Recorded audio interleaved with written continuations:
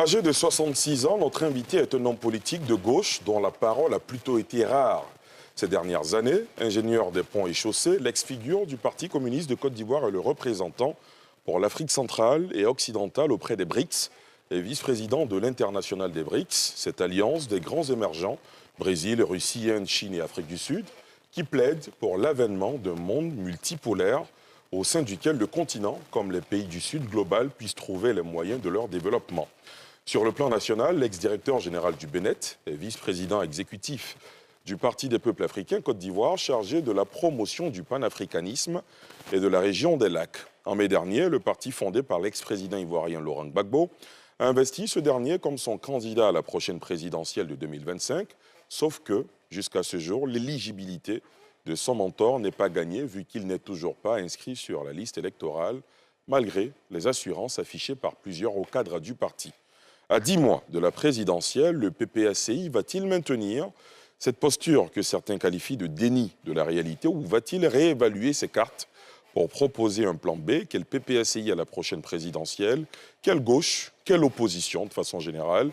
Comment analyse-t-il les enjeux de cette élection capitale pour notre pays? A-t-il des ambitions pour diriger la Côte d'Ivoire un jour? Les BRICS en Afrique, son aventure avec le président Alpha Condé, les enjeux sociaux, économico-politiques de la sous-région ouest-africaine, autant de sujets que nous soumettons sans réserve ce soir à Awa Domelo. Monsieur Awa Domelo, bonsoir. Bonsoir. Merci d'avoir accepté notre invitation. Merci aussi de m'avoir invité sur votre plateau. Merci beaucoup. Avant d'ouvrir cet entretien, je vous propose d'avouer à nos téléspectateurs de suivre votre portrait.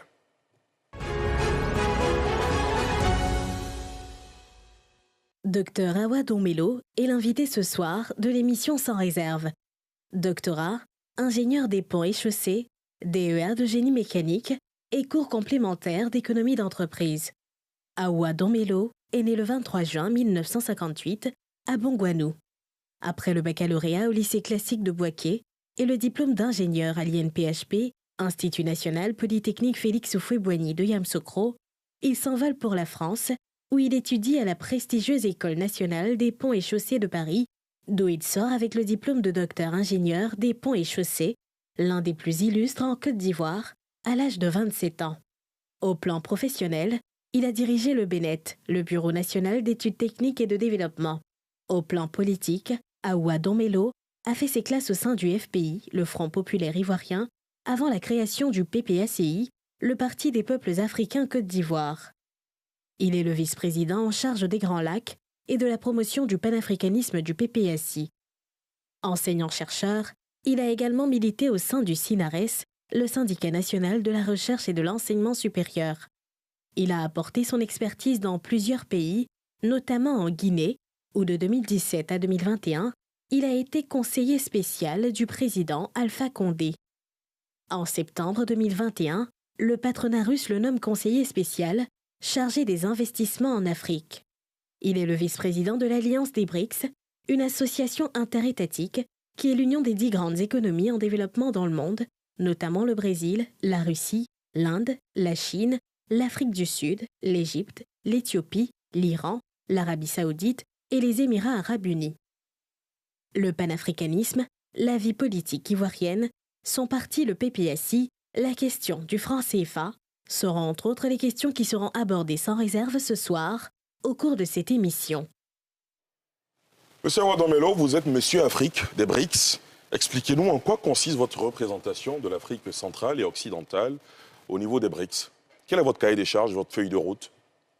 D'abord, il faut faire une distinction nette entre les BRICS, Bien sûr, qui est un club de chefs d'État de pays émergents, dont on connaît actuellement les différents membres, et l'Alliance internationale des BRICS, qui est le lien entre les BRICS et les pays non membres des BRICS.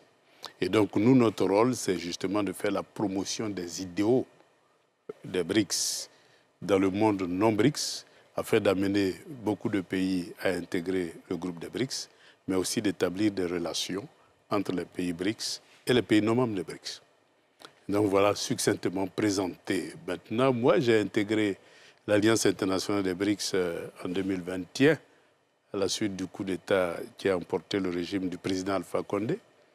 Et par la suite, j'ai été désigné représentant de l'Alliance internationale des BRICS pour l'Afrique de l'Ouest et l'Afrique centrale.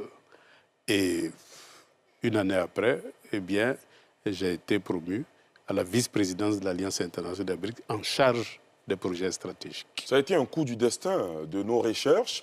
Vous étiez en Guinée, vous êtes allé en Russie pour une mission au profit du gouvernement guinéen incarné par le président Alpha Condé à l'époque. Et le lendemain de votre arrivée à Moscou, il y a un coup d'État en Guinée.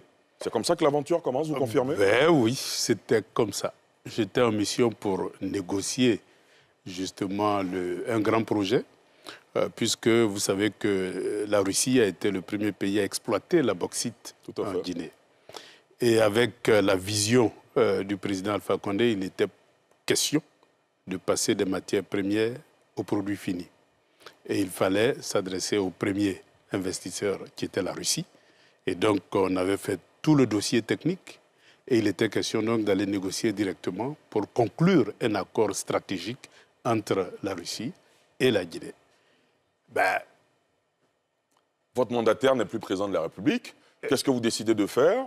C'est un coup du destin? Sur le champ, j'avais décidé de retourner, mais où? Puisque j'étais supposé être en exil en Côte d'Ivoire et mon pays d'adoption, le président venait d'être renversé, ben, j'ai regardé à gauche, à droite, je dis bon, je vais prendre un chemin quelconque et arriver à Paris, je vais décider où je vais orienter mon chemin. C'est ainsi qu'on m'a proposé de rester pour que ce que j'ai fait pour la Guinée, je puisse le faire pour d'autres pays et pour que la Russie puisse pénétrer le marché africain dans les secteurs aussi stratégiques comme le développement des infrastructures, mais aussi le développement industriel. Alors, l'Égypte, l'Afrique du Sud et l'Éthiopie, vous le savez mieux que moi, font partie aujourd'hui, sont les 3 seuls pays africains membres de l'institution. Quel impact à court, moyen et long terme, quel intérêt un pays comme la Côte d'Ivoire, le Ghana, aurait à intégrer l'Alliance des BRICS? D'abord, il faut constater que le monde est en train de bouger. Les riches d'hier ne sont plus les riches d'aujourd'hui. Les pays développés d'hier ne sont plus les pays développés d'aujourd'hui. Vous voulez dire ne sont plus les premiers d'aujourd'hui? Ben, ils ne sont plus les premiers. Ils restent toujours développés. Ils restent développés, mais ils ne sont plus, je vais dire, les seuls à être développés. Et ils ne sont plus les seuls à détenir le monopole de la connaissance, de la technologie et de l'industrie. Et donc, dans cette dynamique-là, eh bien, l'approche des BRICS paraît être compatible avec la vision de coopération multipolaire dans laquelle le monde est plongé. Et donc, notre stratégie à nous, surtout moi en tant que vice-président en charge des projets stratégiques, c'est de chercher le meilleur des BRICS pour l'Afrique. Alors, les BRICS, c'est vrai, mais certains voient dans votre démarche un positionnement pour renforcer l'influence de la Russie en Afrique de l'Ouest. C'est presque clair dans vos propos. Est-ce que cette influence est bien vue? Est-ce que votre démarche est approuvée dans l'environnement dans lequel nous sommes? Vous savez, historiquement, la Russie a contribué à faire passer l'Afrique de statut de pays colonisé au statut de pays indépendant. Comment? Et donc, prenez le cas de la Côte d'Ivoire. Le PDCI-RDA est né avec l'impulsion du Parti communiste français, qui était membre de l'internationale communiste dirigée par la Russie. Et donc, c'est comme ça que le PDCI est né. Et souvenez-vous que le premier président était un communiste allié au Parti communiste français. Et donc, c'est par la formation des communistes que les cadres du PDCI-RDA ont été formés. Et le Parti communiste les a aidés à créer le syndicat agricole africain. Mais lorsque vous jetez un coup d'œil ailleurs dans le monde, ça a été pratiquement la même chose. Quand vous prenez l'Angola, quand vous prenez l'Égypte. Vous savez, l'Égypte a eu beaucoup de problèmes avec le monde occidental. Quand le président égyptien avait nationalisé le canal de Suez, une guerre s'est déclenchée contre ce président et c'est la Russie qui est venue au secours de ce pays-là. Même la Chine, la grande Chine, lorsqu'elle a dû se battre pour se libérer, c'est la Russie qui est venue au secours de la Chine. Donc, si vous voulez, le changement du monde, surtout avec la période des indépendances, eh bien, la Russie a joué un rôle moteur dans ce processus-là. Et donc, aujourd'hui, nous sommes à une deuxième phase du développement du continent africain, c'est-à-dire, parce qu'il faut savoir que quand on dit indépendance, ça ne veut pas dire souveraineté. L'indépendance est un début de la conquête de la souveraineté. Mais quand on est indépendant, que nous n'avons que de la matière première et peu de matière grise, il est bien évident que le premier président de Côte d'Ivoire a dû faire des concessions, c'est-à-dire coopérer avec l'ancienne puissance coloniale dans plusieurs domaines. Mais aujourd'hui, on a tellement de matière grise que des docteurs sont au chômage. Et donc, il faut reviser de fond en comble. Donc, nous sommes dans un processus de conquête de la souveraineté, sur tous les plans. Sur le plan technologique, industriel, militaire, monétaire, sur tous ces plans. Sur la question de la souveraineté, les avis sont divers, les idéologies aussi. Vous le savez, sur la question, par exemple, de la monnaie, certains estiment que battre le franc CFA à l'étranger, à l'extérieur des pays ouest-africains, par exemple, cela fait qu'on n'est pas souverain. D'autres parlent des bases militaires européennes, occidentales sur nos terres, alors qu'il y a des pays européens eux-mêmes qui ont des bases américaines chez eux. Je veux dire que la question de la souveraineté est diversement appréciée, que l'on soit de gauche ou de droite. Est-ce que vous êtes de cet avis? Ben, tout dépend de l'historique. En 2004, qu'est-ce qui s'est passé? L'armée française a fusillé des Ivoiriens à bout portant à l'hôtel Ivoire. En 2011, l'armée française s'est rendue complice de massacres en Côte d'Ivoire. Et donc, lorsqu'on voit cet historique-là, que vaut la présence de l'armée française en Côte d'Ivoire, sinon que dégager un chef d'État pour installer un autre? Et donc, ça a des relents de combat contre la souveraineté d'un pays. Et donc, il est important que notre agresseur d'hier ne peut pas continuer d'être notre gardien.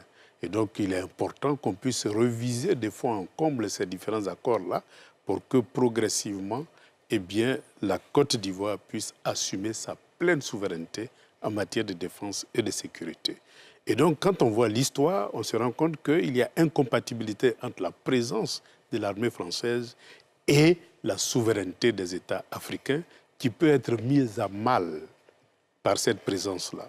Souvenez-vous, dans l'histoire du continent africain, combien de fois Sékou Touré n'a pas été attaqué par les services français lorsque Sékou Touré a voulu avoir son indépendance. Souvenez-vous de Patrice Lumumba qui a été liquidé, même tout près Gilles-Christ Olympio qui a été liquidé aussi par l'armée française. Donc, toute cette histoire-là montre bien l'incompatibilité de la présence de l'armée française avec la souveraineté des États africains. En Côte d'Ivoire, il y a le camp de l'Homo Sud qui a été libéré par les forces françaises. Et il est annoncé pour bientôt la libération également, le retrait, sinon le départ des forces françaises de l'illustre 43e Bima. Je dis illustre parce qu'il est très connu dans l'histoire de la Côte d'Ivoire. Comment vous analysez cette actualité? C'est une évolution positive, mais il faut dire que cela est insuffisant. Parce que les relations militaires entre la Côte d'Ivoire et l'Afrique, ça fait partie... Entre la France et l'Afrique, vous voulez dire? La France et l'Afrique, ça fait partie. C'est un accord de coopération. C'est cela. Et cet accord de coopération, là, avec les nouvelles technologies militaires, on n'a pas besoin d'être en Côte d'Ivoire. On peut être partout dans le monde et puis intervenir partout dans le monde, surtout qu'avec les missiles, c'est beaucoup plus facile. Donc, c'est une question d'accord de coopération militaire. Et tant qu'on n'a pas révisé de fond en comble cet accord militaire-là, réduire la voilure, rétrocéder 43e Bima à la Côte d'Ivoire, ça ne suffit pas. Parce que même un sous-marin peut se cacher pendant longtemps en Côte d'Ivoire et émerger à tout moment et puis agir. Donc il faut tout simplement réviser de fond en comble ces différents accords, surtout l'accord de défense. Quelle analyse faites-vous de la situation sécuritaire ouest-africaine en proie au terrorisme, avec la présence notamment de supplétifs russes par endroits? Comment vous avez analysé et accueilli, vous, la vague des coups d'État qui ont touché Bamako, Ouagadougou et Niamey? Et on a un tout petit peu parlé subrepticement de de Conakry également. Comment vous avez accueilli cette vague de coups d'État? Quelle analyse avez-vous fait, vous, en tant qu'homme politique, en tant qu'intellectuel africain? Oui. D'abord, il faut comprendre que le processus démocratique en Afrique emprunte plusieurs chemins. C'est le constat que nous faisons. Parce que lorsque on a le multipartisme, souvent on confond multipartisme et démocratie. Or, le multipartisme, ce n'est que le début d'un processus qui doit nous conduire à la démocratie. Mais les caractéristiques fondamentales du multipartisme, c'est qu'un parti prend le pouvoir et transforme l'État en propriété du parti. C'est-à-dire que l'armée, la police, l'administration, la gendarmerie, le Parlement, toutes les institutions de la République deviennent la propriété d'un parti. Et les autres partis politiques, pratiquement, sont traités d'une manière inégale. Moi-même qui suis devant vous, lorsqu'il y a le multipartisme, bien que tout premier docteur ingénieur des ponts et chaussées de Côte d'Ivoire, eh bien j'ai été chassé de l'ENSTP tout simplement parce que j'étais militant d'un parti d'opposition en 90. Et donc on a préféré se débarrasser d'un enseignant-chercheur ivoirien, le premier du genre, en Côte d'Ivoire, tout simplement parce que je n'avais pas l'étiquette politique nécessaire qu'il faut pour... Donc, ce genre d'inégalité-là, c'est ce qui caractérise le multipartisme. C'est-à-dire que, eh bien, la question de la citoyenneté est à double vitesse. Quand vous êtes membre du parti au pouvoir, vous avez tous les droits, mais quand vous êtes en dehors du parti au pouvoir, vous n'avez pratiquement aucun droit. Ni droit au travail, ni droit à la justice, ni même droit aux activités privées normales. Parce que les impôts vont vous tomber dessus, on va vous mettre des bâtons dans les roues pour des procédures administratives. Et donc, c'est ça qui caractérise le multipartisme. Mais comment passer de cette situation-là à la démocratie, c'est-à-dire le pouvoir du peuple, par le peuple et pour le peuple, où tous les citoyens sont égaux devant la justice, devant l'administration et devant tous les services publics. Avec les hommes politiques, on a l'impression que quand vous êtes dans l'opposition, vous avez ce discours, hein, oui. Dans l'idéal, et une fois que vous arrivez aux affaires, vous pratiquez ce que vous avez critiqué étant dans l'opposition. C'est presque valable pour tous les pays de la sous-région ouest-africaine. Non, il faut comprendre qu'il y a des nuances. Prenez par exemple lorsque le Front populaire ivoirien est arrivé au pouvoir. Le Front populaire ivoirien a pris la précaution d'appeler à l'inclusion, c'est-à-dire faire appel à tous les fils et filles du pays pour gouverner la Côte d'Ivoire. Et cet appel a été entendu par plusieurs partis politiques. Et souvenez-vous que même les hauts cadres de l'administration, c'était par appel à candidature. Et le choix était fait indépendamment de la couleur politique. Seule la compétence jouait. Si vous êtes compétent, vous êtes retenu. On ne fait pas cas de votre appartenance politique. Si vous êtes incompétent aussi, bon là, ce n'est pas de notre faute. Mais voilà ce qui caractérise un régime démocratique. Et donc, face à ça, il est bien évident qu'il y a une différence entre un parti qui s'octroie toutes les responsabilités, tous les droits, et un parti qui veut donner le droit à chacun. Donc, cette différence-là fait que lorsque ce processus-là est complètement bloqué, où le parti au pouvoir crée carrément un parti État, où tous les instruments de l'État sont utilisés contre l'opposition, il est bien évident qu'à un moment donné, à force de tirer sur la corde, elle se casse. Certains vous diraient donc, on observe... vous promouvez le coup d'État. Non, je fais une analyse. Oui, bien sûr. Mais en le disant, c'est une manière de justifier. Non, je fais une analyse. Je fais une analyse pour expliquer les raisons qui font qu'il y a des bifurcations sur le chemin de la démocratisation de nos États. Awa Domelo, vous êtes parti en exil en 2011, vous êtes revenu en 2021. On imagine que ça a dû être un moment douloureux, difficile pour un haut cadre de ce pays. Comment vous avez vécu cette étape de votre vie? J'avoue que ça a été l'étape la plus douloureuse. Parce que imaginez-vous que vous avez envie de venir chez vous et vous ne pouvez pas venir chez vous. Imaginez-vous que vous avez accumulé tellement d'expérience, de connaissances, de savoir et de savoir-faire que vous avez envie de rendre service à votre pays, mais la porte est fermée. Ça, c'est le côté douloureux. Moi, j'ai eu beaucoup plus de chance que les autres dans la mesure où, très tôt, étant donné mon positionnement à la tête du Bureau national d'études techniques et développement, Le BNET. le BNET, j'ai eu à propulser cette institution au niveau international. Dans beaucoup de pays africains, on a travaillé dans beaucoup de pays africains. Donc pour moi, il y avait beaucoup d'opportunités qui se présentaient à moi et donc j'ai choisi de servir les autres pays que de servir mon pays. Et ça m'a ouvert beaucoup de portes, beaucoup de relations. Mais aussi, ça m'a permis de ne pas rompre avec la pratique de mon métier, mais de continuer à bonifier mon savoir et mon savoir-faire dans le domaine d'expertise qui est le mien. Et donc, c'est le côté positif. Ça m'a permis de connaître beaucoup de pays africains. Je vous assure qu'aujourd'hui, j'ai pratiquement une quarantaine de pays africains dans ma mémoire. Et ça, c'est un acquis important. Et je pense qu'il y a eu le côté négatif, mais il y a eu aussi le côté positif. Mais la patrie, c'est toujours la patrie. Bien sûr. Et la patrie a un rendez-vous très important en 2025. C'est une élection qui arrive à grands pas. C'est un virage que les Ivoiriens doivent négocier de la meilleure des manières pour éviter une autre crise.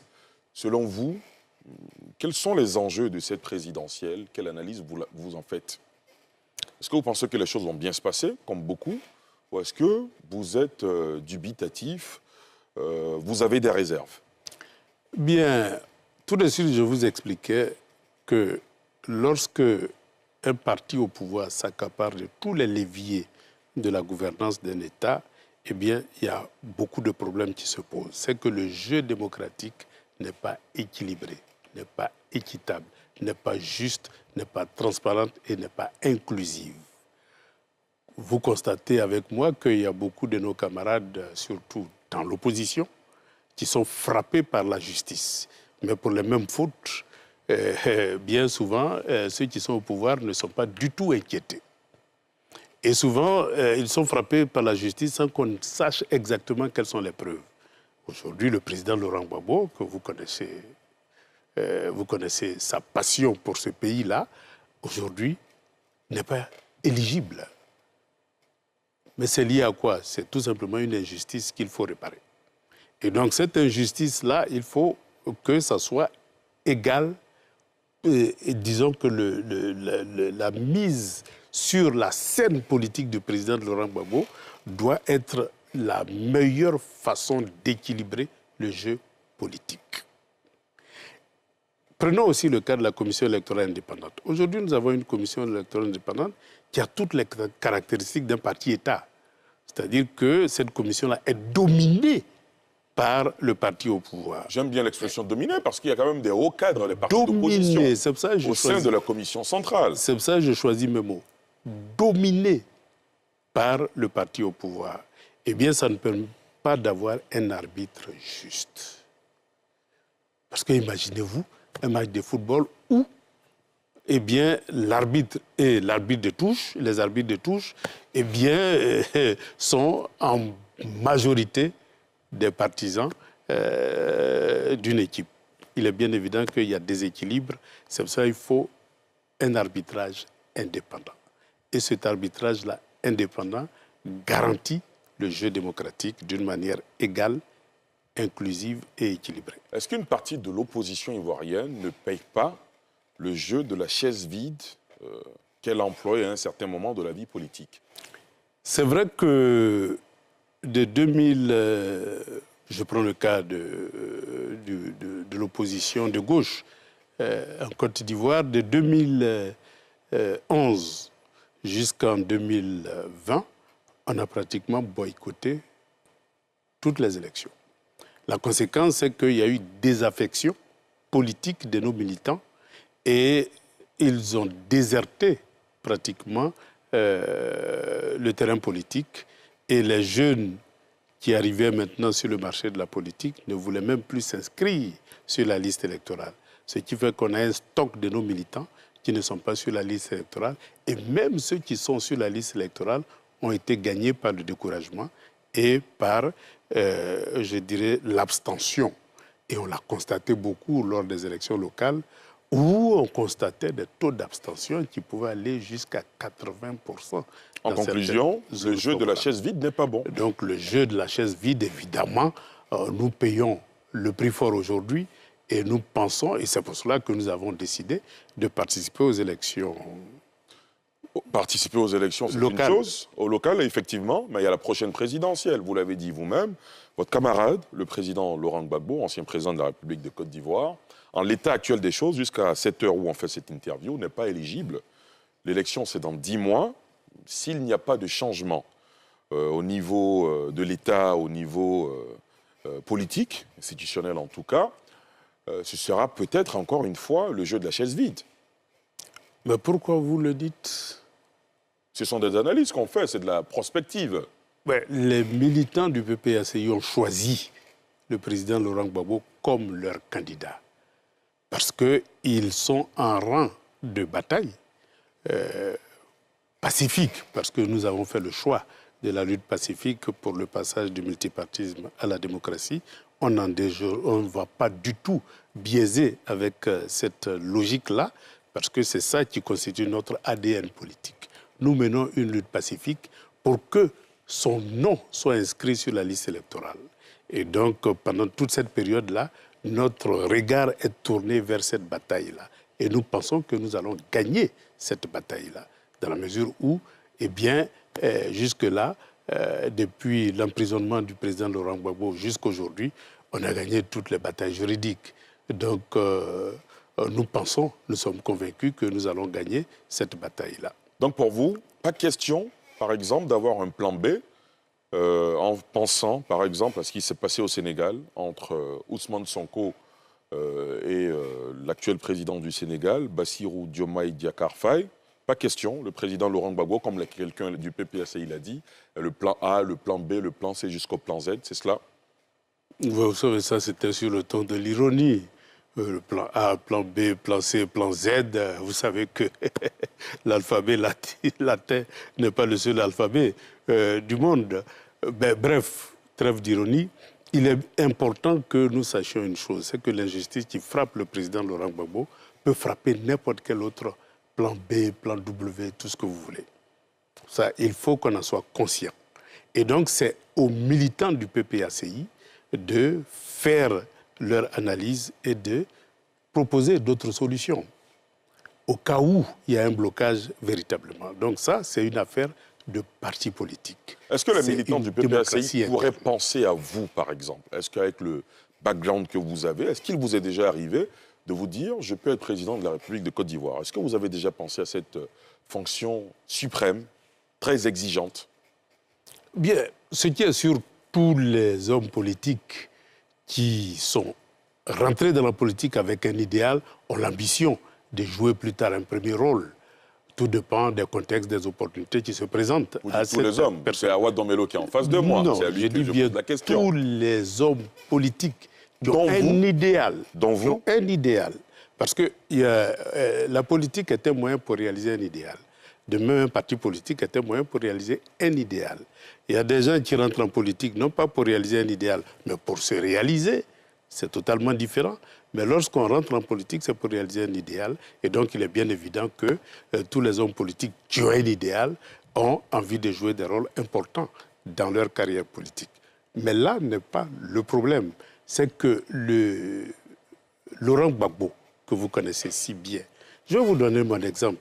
Je l'ai rencontré dans les années 1984 à Paris, en plein parti unique, dans la clandestinité. Eh bien, ce qui m'a fasciné chez cette personne-là, c'est sa capacité de persuasion. J'étais un communiste, c'est-à-dire pour la lutte armée, pour je dirais l'économie communiste, c'est-à-dire l'économie appartient à l'État et pas au secteur privé. J'étais pour la dictature du prolétariat. Eh bien, Laurent Gbagbo, méthodiquement, m'a fait comprendre qu'il faut que j'abandonne et que je choisisse la lutte pacifique, non la lutte armée, que je choisisse l'économie socialiste, c'est-à-dire la coexistence entre deux systèmes, système libéral et système socialiste, et que je choisisse la voie de la démocratie. Voilà ce qui a fondé notre relation. Et donc cette fondation-là a constitué le socle sur lequel nous avons construit le Front populaire ivoirien. Et donc, évidemment, durant tout ce parcours, il y a eu des hauts et des bas. Eh bien, aujourd'hui, nous sommes en face d'un destin commun, c'est-à-dire le destin de la Côte d'Ivoire. Et donc, nous pensons que l'heure est venue pour que la Côte d'Ivoire, surtout les militants du PPACI, prennent conscience que nous devons tout faire pour que le nom de Laurent Gbagbo soit inscrit sur la liste électorale, parce qu'il représente le meilleur candidat. Il est le meilleur profil. Mais Laurent Gbagbo, en 40 ans, a créé plusieurs Laurent Gbagbo. Ça veut dire quoi? Ça veut dire qu'il est bien évident que quand on parle de Laurent Gbagbo, ce n'est pas sa personne, c'est son idéologie. Et cette idéologie-là, eh bien, ça a été diffusé à travers plusieurs personnes. Et nous pensons qu'aujourd'hui, eh bien, Laurent Gbagbo a eu cette chance-là d'avoir transmis à plusieurs de ses compatriotes sa vision du monde. Qui peut valablement prendre le relais pour diriger la Côte d'Ivoire, diriger son parti. Et si demain il se retire, il y aura plusieurs Laurent Gbagbo qui vont poursuivre. Parce que le plus important, c'est de ne pas tuer l'idéal. L'idéal, si l'idéal meurt, eh bien, il n'y a plus d'opportunité pour réaliser cet idéal-là. Et donc, évidemment, s'il décide de se retirer, il y aura plusieurs Laurent Gbagbo et la démocratie interne va jouer. Awa Domelo, parlons sans réserve. Vous êtes à sans réserve, il faut parler sans réserve. Au sein du PPACI, des voix s'élèvent pour dire que vous avez des ambitions, des intentions. Une activité organisée qui aurait été organisée en votre nom à Paris aurait été annulée par la délégation de France. Récemment ici à Dabou, une activité également organisée en votre nom, où vous devriez être conférencier ou parrain, a été annulée. Ce sont des actualités que vous connaissez. Vous en avez entendu parler. Oui. De quoi s'agit-il? Est-ce que c'est une ambition que vous n'arrivez pas à dévoiler pour des raisons endogènes que nous ne maîtrisons pas? Non, ne voyez pas ça comme ça. Vous savez, souvent, il y a beaucoup de bruit autour des partis politiques, surtout autour des personnalités clés de ce parti politique-là. Ben, c'était tout simplement des ajustements de calendrier. Et évidemment, ça causait beaucoup de bruit, mais ce n'est rien d'autre qu'un ajustement de calendrier. Une conférence a été reportée, elle sera reprogrammée. Ce n'est pas une seule fois. Il y en a plusieurs. Il y a eu plusieurs comme ça qui ont été reportés. Finalement, on se dit, il y a quelque chose qui cloche. Non, ça, c'est les interprétations et les commentaires. Mais vous savez que la vie politique est faite d'interprétations. Vous, les journalistes, vous en faites. Vous êtes journalistes, c'est vous-même qui dites que les faits sont sacrés. Absolument. Et les commentaires sont libres. Donc, laissons les journalistes faire leur travail de journalistes.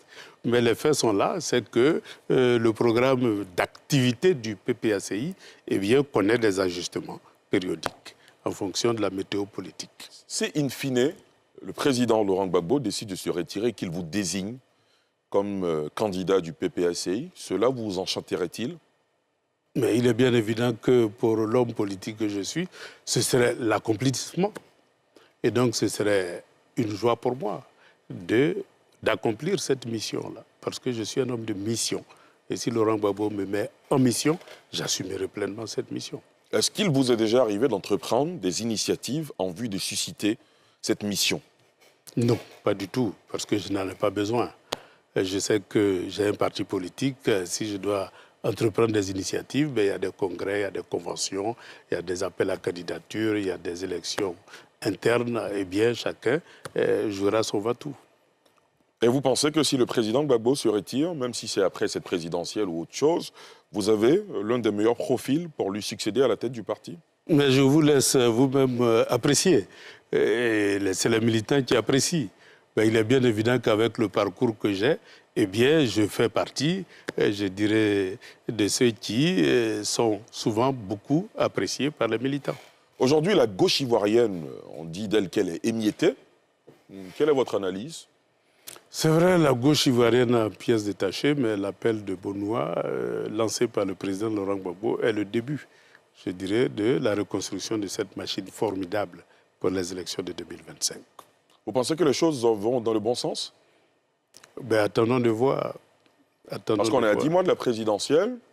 Ben oui. Il y a beaucoup d'inquiétudes. Oui, vous savez, la météo politique, elle est changeante. Demain, les choses peuvent s'accélérer, tout simplement parce qu'on a mis un coup d'accélérateur pour faire avancer un processus. Awa Domelo, dans cette émission, il y a des questions des internautes qui vous posent leurs questions de façon directe.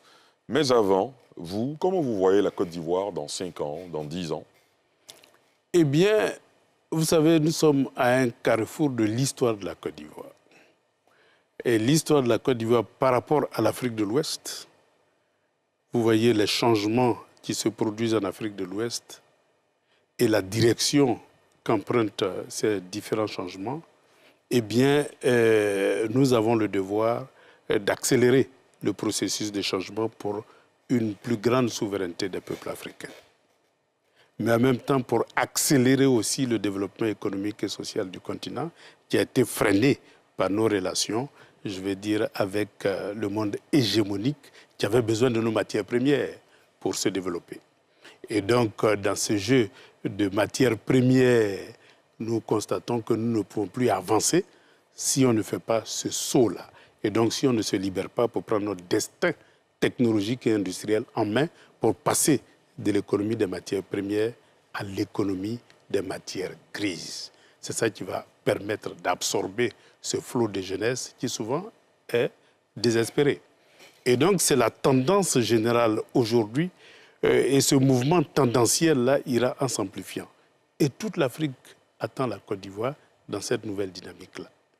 Et tout le monde entier, je peux dire, attend la Côte d'Ivoire dans cette dynamique-là. Moi qui suis vice-président de l'Alliance internationale des BRICS, je rencontre plusieurs chefs d'État africains, y compris les chefs d'État qui sont engagés sur la voie de la souveraineté. Leur attente est grande vis-à-vis de la Côte d'Ivoire. Je rencontre aussi beaucoup de pays membres des BRICS et non-BRICS. Au niveau international, leur attente est grande par rapport à la Côte d'Ivoire. Donc 2025 est une échéance capitale pour que la Côte d'Ivoire soit la nouvelle locomotive d'un monde souverain, d'une Afrique unie autour de ses propres choix politiques, économiques, sociaux, culturels, monétaires et militaires. Awa Domelo, à présent, vous allez répondre aux questions de nos internautes. Ce sera juste après ceci.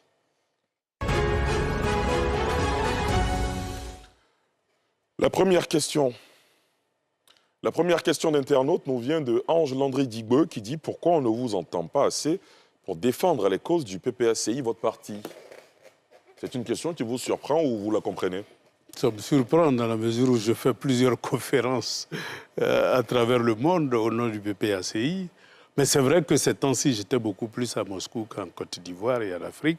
Et donc, c'est tout à fait normal qu'il y ait des temps morts dans ma participation à la dynamique de développement démocratique de mon pays.